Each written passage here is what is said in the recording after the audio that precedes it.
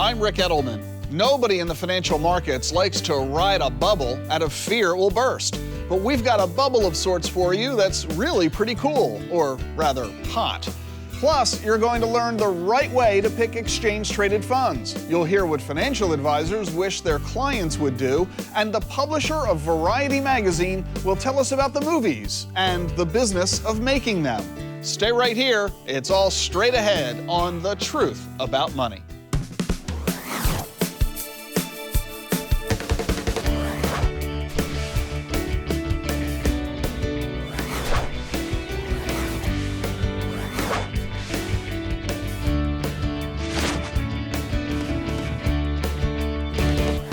Best-selling author and founder of one of the nation's largest financial planning firms, Ric Edelman.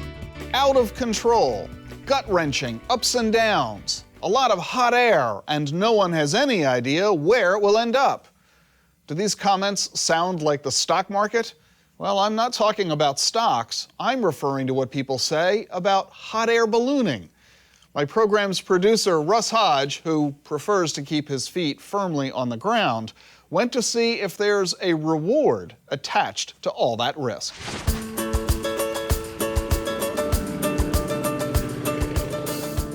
So if I understand you correctly, once I get in that gondola, I'm at the mercy of the weather. We can only go up or down, and there is really no back and forth, no control over it. We're buffeted by the wind, so to speak. Buffeted makes it sound like we're getting kicked around up there, and that generally doesn't happen. You don't know how happy I am to hear that. How's the adrenaline doing? Ah, this is great. This is a free flight, and we are airborne. We are airborne. What is it that people describe to you, the feeling the first time they get in? Well, most people are apprehensive. You yourself as an example. You doing okay? Doing fine. This is working out beautifully. This is going with the wind. What we can do is try and pick a better wind. A lot of people don't realize it, but there's different directions of wind at different altitudes. I do have a deflation vent, and that opens the top and lets heat out, so we can go down faster. Yeah, please don't do that. So if you had to sum up your philosophy of ballooning into like a life motto, what would you say it was? Proper Preparation prevents poor performance, and it really goes with almost everything. If you prepare for it, you know what you're getting into, it'll work out fine. This really is an incredible feeling of freedom, especially since you're doing all the work. Not much work, I'm just standing here. Suppose I were to say to you, hey, I really enjoyed this experience today, and I would love to go get a balloon of my own. Well, I'd tell you, that's great, but think about it real carefully. It's a big commitment. A new system this size is probably about $30,000 to $35,000. You know, you have insurance costs, you have vehicle costs. You can't do this without the correct vehicle, and storage of your equipment. So really your point of entry here is probably $60,000, $70,000. Yeah, I'm not trying to talk anybody out of it, but you know, I'd hate for somebody to go out and spend $10,000 or $15,000 on a balloon and some equipment and then not utilize it. Does this have a feeling ever get old for you? No, every flight is different. In what way? Well, the weather's always different, and where we end up is always different. So very seldom do I go to the same place twice. You know, when I'm looking for a place to land, one of my things I look for is kids. If there's kids there, I am welcome. I landed at a nudist colony one time. Didn't realize it. They thought it was cool. Heat out. How was that? Nice, huh? Very nice. And you got it.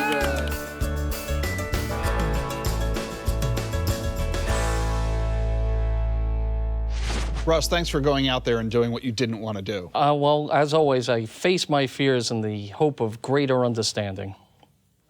All right, let's be serious for a minute. You went because I told you to. Yes, yes. So what really was that issue, though? So many of us don't want to do what is uncomfortable, and you were pretty apprehensive. And once you got up there, you discovered it was so much smoother, so much easier than you had thought. Well, first of all, I'm a New Yorker. Second of all, I'm a television producer by trade, so there's nobody more cynical than me, and I'm thinking to myself, why the heck do I want to do this? But if you conquer that fear, if you face it down, it's the same thing we were all taught as kids and the same thing we all teach our kids.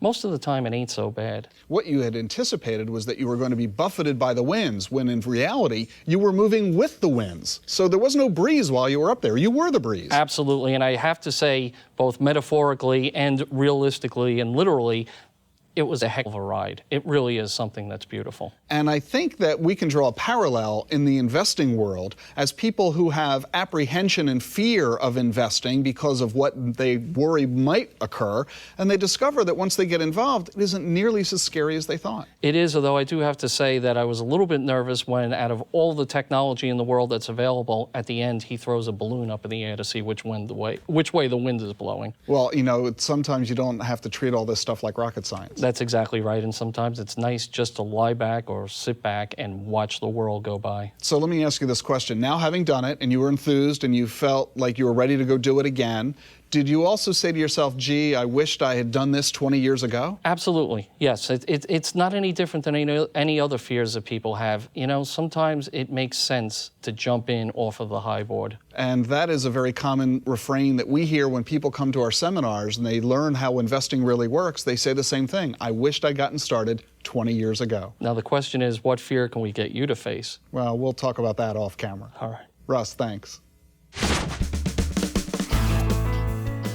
If you own stock in a company that goes bankrupt, which of the following will happen? Your original investment will be returned to you. You must give back all the dividends that have been sent to you. Your investment is worthless, or you will get your money back over time. Well, one thing you can be sure will happen is that we'll be back with the answer in just a few moments.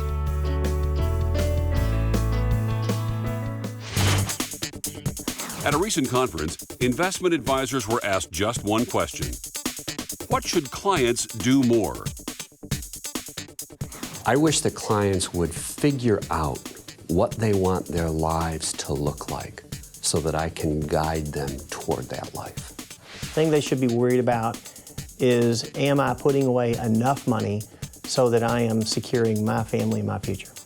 I wish my clients would spend more time paying attention, doing things that they love to do in their lives, and not paying as much attention to the markets and the news of the day. Save. If you own stock in a company, you are in effect one of the company's owners. If that investment goes bankrupt, your investment is worthless.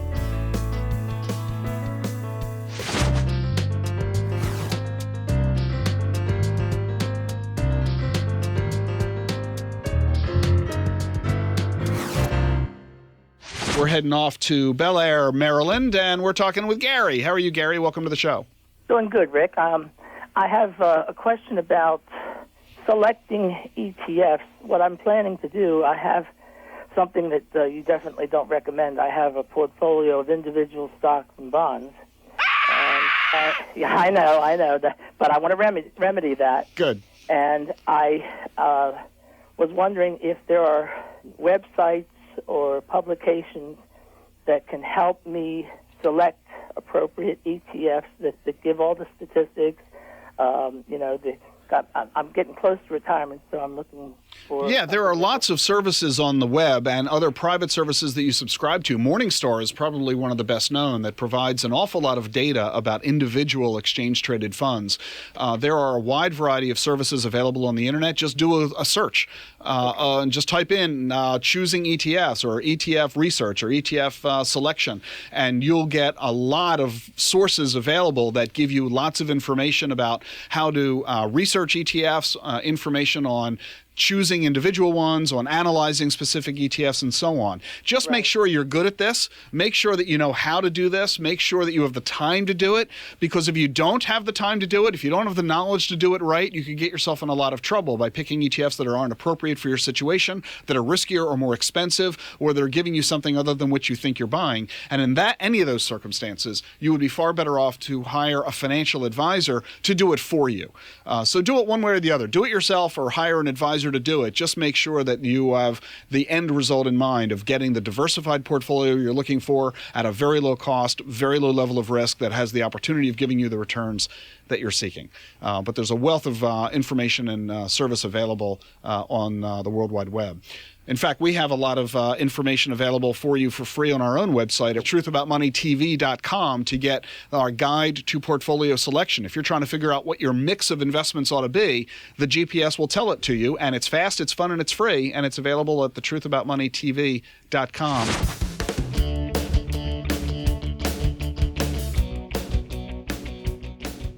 I used to be a social worker here in D.C. Social worker? Yeah. I was a social worker here in D.C. back in the 80s. Back then I was making $19,000 a year. And I was working with people on poverty. Yeah. I'm making $19,000 a year, and I'm working with people on poverty. Families were coming to me talking about, Joe, how can we get off poverty? I'm like, well, when I find out, I'll let you know. I'm standing here in the same food stamp line you standing in. I'm gonna need a social worker assigned to me pretty soon. This is...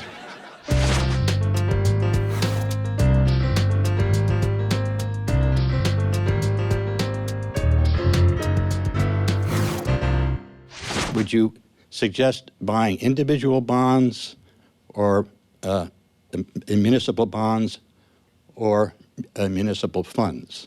That's a really fundamental question. It's really important that we deal with these two different issues. There's pro and con. And rather than it necessarily being a right or wrong answer, we believe that to a large degree it's personal preference. It's a very heavy debate on Wall Street and among financial advisors, which is better for the consumer, individual bonds or a mutual fund of bonds or an exchange-traded fund of bonds. In other words, should you buy an individual bond or should you buy a bucket of bonds? Let me give you the pros and cons of the two, and I'll help you understand why I feel very strongly about one as opposed to the other. The good news about buying a bond is that you own a specific bond. It's offered by a specific issuer, in many cases guaranteed by that issuer. You have a specific interest rate you're going to earn, and you have a specific maturity date. And at that maturity date, you get your money back. So you get interest along the way. The interest, if it's a muni, is tax-free, and you get your money back at a specific known date. Pretty good. The downside of individual bonds is the pricing. When you buy a bond, you buy them from a brokerage firm, and the price that you get for the bond is designed to give the brokerage firm a profit.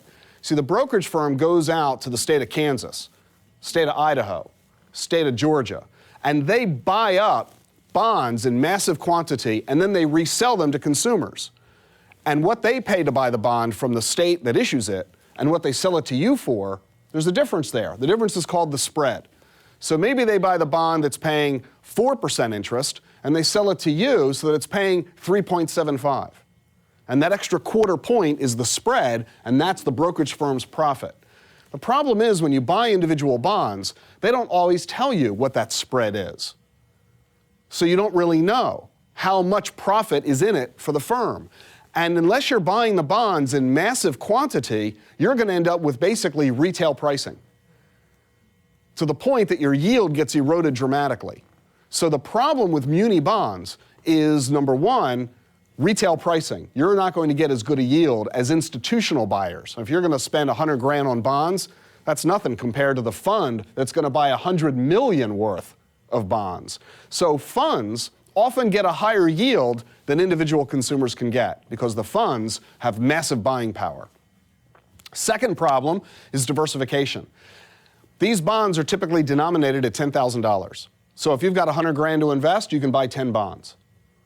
Well, that's not terribly extensive diversification. I'd rather have 1,000 bonds or 10,000 bonds.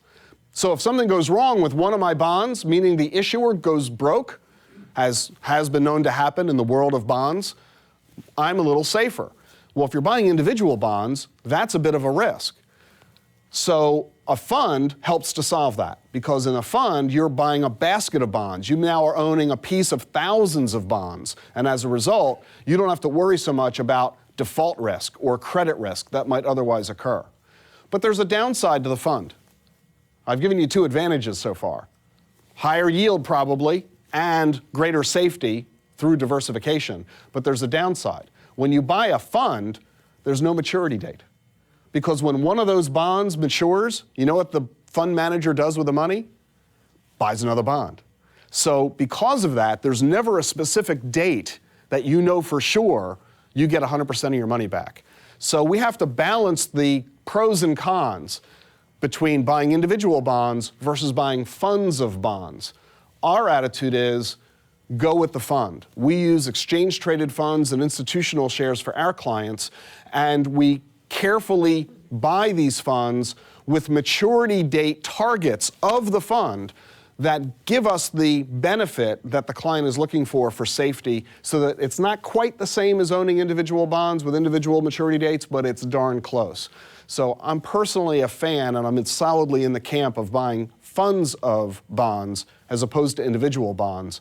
But you're not going to be totally crazy, and over a beer we can easily argue which of the two choices is the better choice.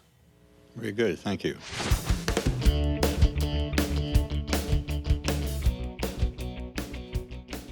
Well, as comics, you travel, you eat in your car. My first car, when I started in comedy, 72 Chevelle. 72 Chevelle. If you guys don't know, 72 Chevelle, it had a speedometer that ran the entire width of the dashboard. It was maybe a drive. All right, let's see, we're doing 25 miles an hour. All right. You'd eat in the car, and it was like we all do this as comics. We eat the worst stuff. We eat in the fast food. Every comic will tell you, eat fast. Nobody wants fast food. It's the worst stuff. But you know, it's like you can't afford to buy good food. It's like, you know, it's like for $1, I can get an apple or I can get a crate of tacos. You know what I mean? It's like, I know that's healthier, but I'll be full till Friday of next month over here. Right?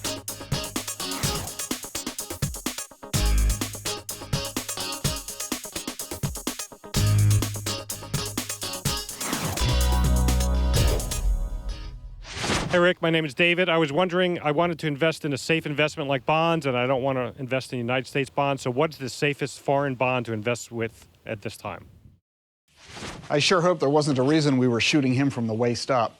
Anyway, it's really rather funny when you think about it. He doesn't like the safety of U.S. Treasuries and wants something safer overseas.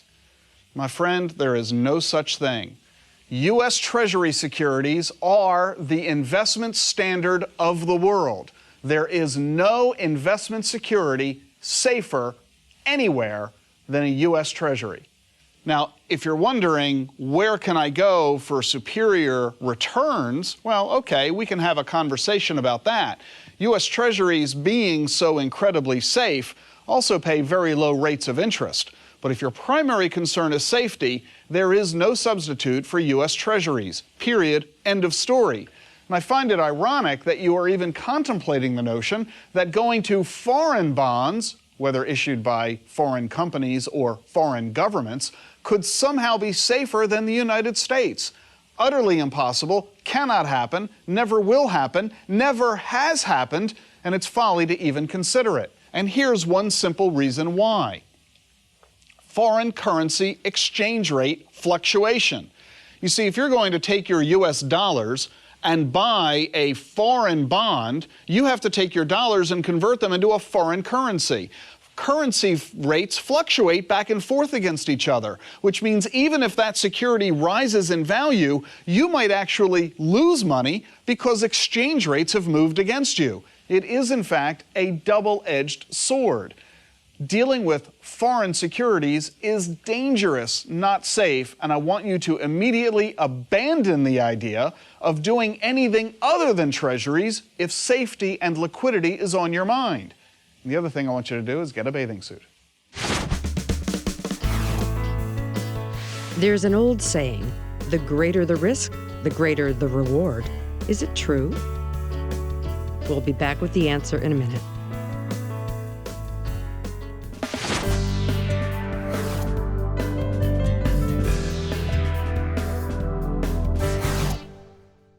As president of Variety, Inc., Neil Stiles oversees Hollywood's #1 trade magazine. He also manages MarketCast, the leading provider of entertainment market research. So when we visited Los Angeles recently, I took the opportunity to sit down with Neil and talk about the business of show business. Hollywood's never been under more attack. No. I mean, the amount of footage that Hollywood produces on an annual basis is fairly steady. It fluctuates a little year to year. About 151 films through wide release MPAA last year. But if we compare that to YouTube, which produces more in a day than Hollywood does in a year, what does that mean for the future of Hollywood? I don't know, this is a great statistic. I was told it, so it might be completely made up, but it's pretty close, I suspect.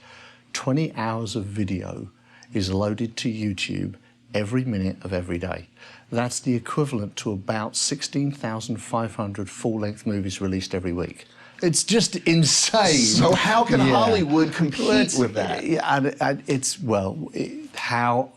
there's many different versions of how, what we do know is it's going to be a massive challenge. I mean, and it's not a challenge for necessarily better quality content, worse quality content, different quality content, new ideas. I think it's just share of mind. It's just time in people's life. I mean, that's the big challenge. What does this mean for those who want to become involved in the film and video industry? I mean, I think what we're seeing is the democratization of distribution channel. What immediately happens, everybody thinks, wonderful, I can get my message out to the audience without going through the man. Okay, witness the music business. The record labels were the man. Well, the challenge now is there's so much content because everybody thinks brilliant. I can do that. I don't need to produce it through the FCC. I don't need to go through a theatrical distribution. I can get it direct. But the consumer, they're no more numerous than they were. And they're still constrained by 24 hours a day. It's still constrained by time. Actually, population is growing, but in Europe, it's actually pretty well flat. In North America, it's not growing at the alarming rate it did between 1940 and 1980. But although there may not be much growth in population, there is a dramatic growth in consumerism as many third world nations grow their middle class from poverty, and therefore they are suddenly an audience for you that didn't exist before. And that's one of the really exciting things for the film industry in particular is at some point, China, as an example, will undo the censorship. So you've got that wonderful opportunity. I mean, I was told recently there are 3 multiplex cinemas being built in China on average every day. So does this represent an opportunity for Hollywood and the film studios, or is it a threat? No, it's both, of course. But I think it's much more of an opportunity. Neil, thanks so much. Thank you very much indeed. Thank you. Is the old saying, the greater the risk, the greater the reward, true or false? It's false. More risk simply means more risk, not that you are guaranteed bigger rewards. It may have the potential for a greater reward, but that's all it is, potential. Before we go, a few thoughts about today's show. We talked a lot today about fear, Russ's fear of heights, Hollywood's worries about new competitors. Even Gary from Bel Air was nervous about picking investments. In most cases, the best way to deal with fear is pretty simple. First, just think of it as a challenge. It's the way Neil Stiles looked at the exploding Chinese movie market. Second, work with a professional, a trained balloon pilot for a smooth takeoff, or an experienced, objective, independent financial advisor for that plunge into exchange-traded funds. What you must not do is let your fears set you up for failure, making you put off tough decisions until it's really too late. Face your fears, and odds are things will work out just fine. And that's the truth about money. I'm Ric Edelman. See you next week.